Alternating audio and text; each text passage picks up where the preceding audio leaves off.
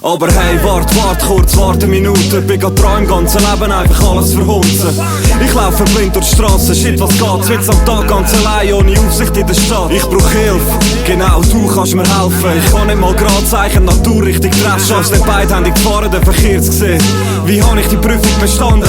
Was ist los? Ich hab's Schaffen verlernt. Ich weiss nicht wie das geht, hab keine Ahnung von dem. Hab doch die Schule gemacht, Theorie und Praxis bestanden. Und ich lass dich nur erklären, um was es sich handelt. Viel Weg, viel Geschichten, Meinung und Ansichten. Was bitte, du bist die einzige wahre, klar sicher. Dein Weg, deine Meinung ist die einzige. Schon klar, doch bald für dich, es ist doch eigentlich nur peinlich. Peinlich.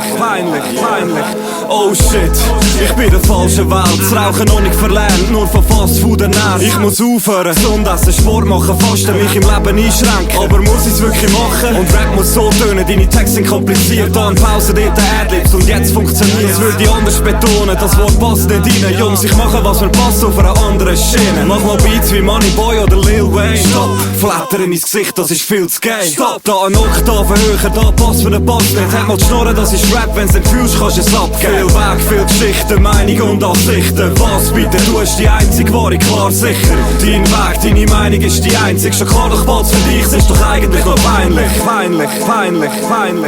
Aber hey, du musst, weil ich weiss, wie's ist. Mach das, mach so wie ich.